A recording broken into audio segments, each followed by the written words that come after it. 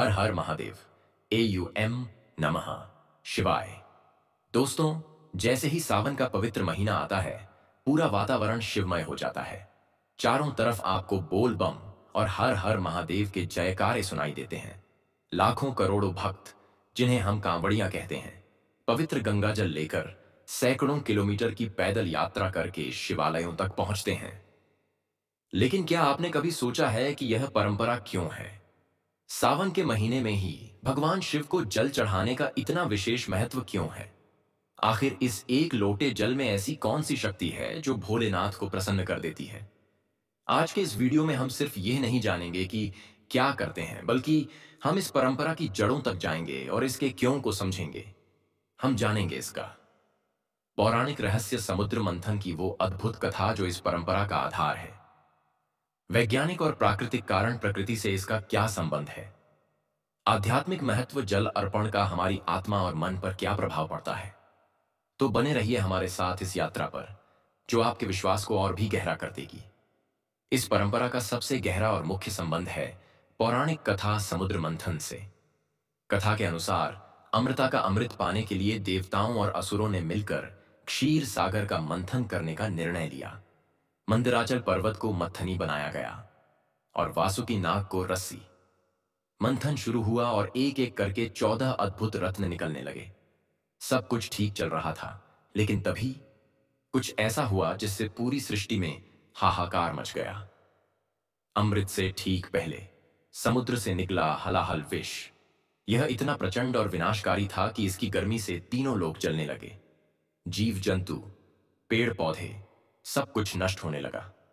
देवता और असुर दोनों ही अपनी जान बचाने के लिए भागने लगे।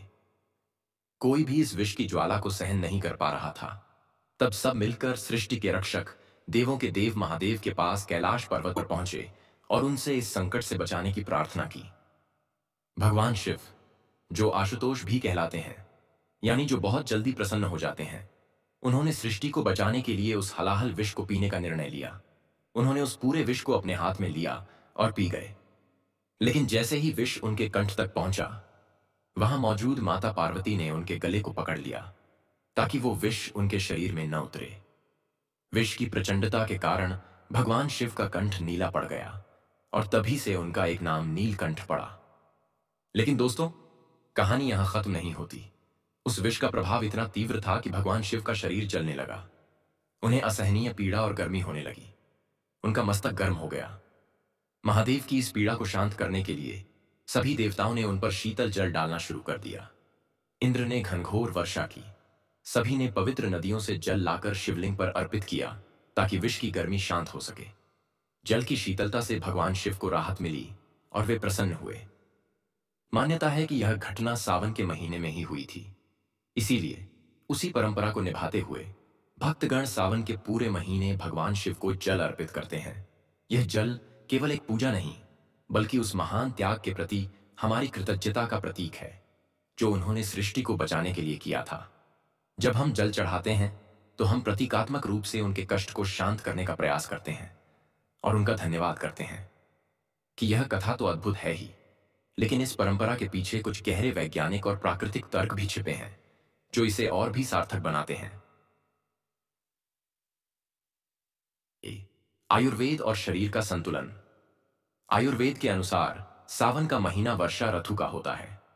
इस समय वातावरण में नमी और उमस बढ़ जाती है, जिससे हमारे शरीर का पित्त दोष यानी अग्नि तत्व बढ़ जाता है। इससे पाचन संबंधी समस्याएं,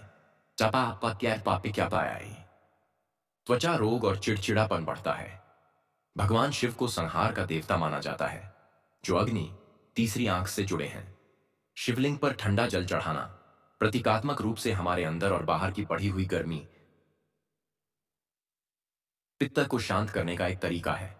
यह हमें मानसिक और शारीरिक शीतलता प्रदान करता है। 2. प्रकृति का आभार। होस्ट। सावन में बारिश होती है, जिससे सूखी धरती को जीवन मिलता है। चारों ओर हरियाली छा जाती है।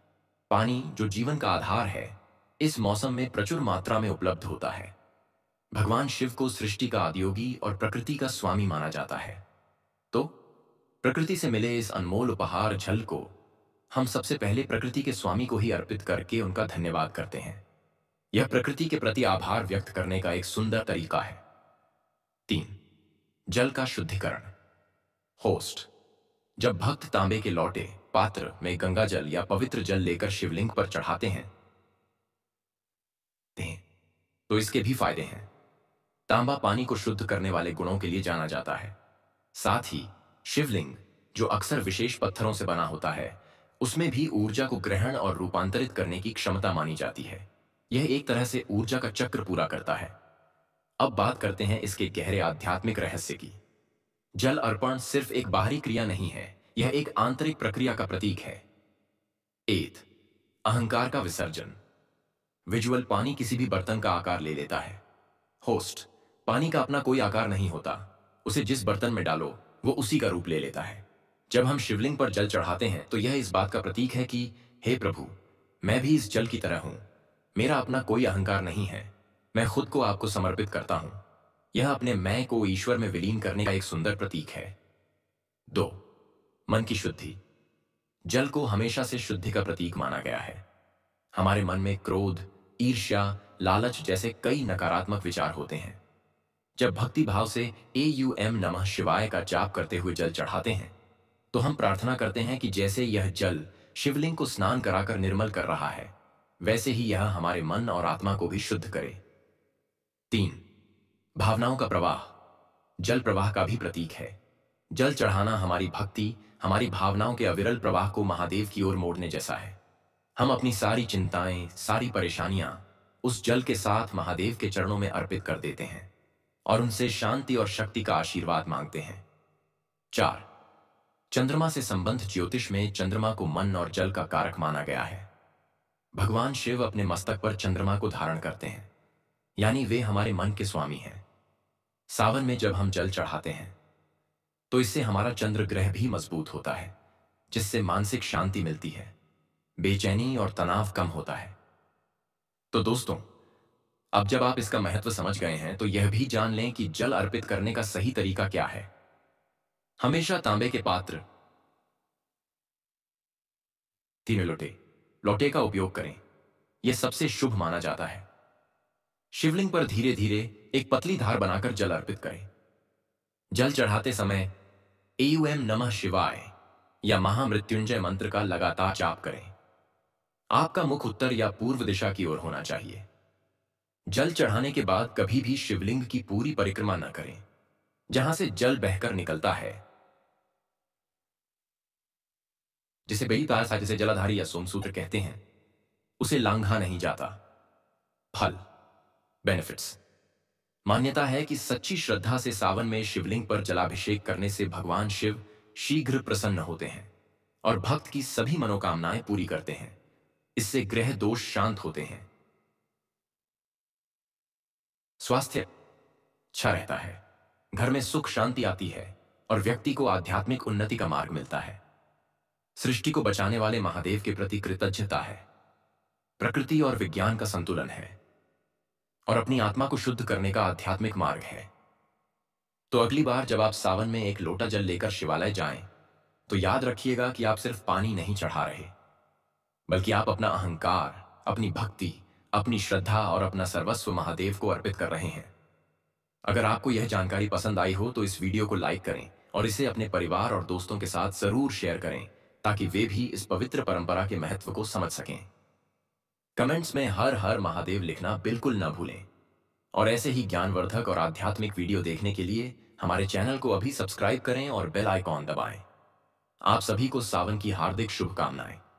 हर हर महादेव।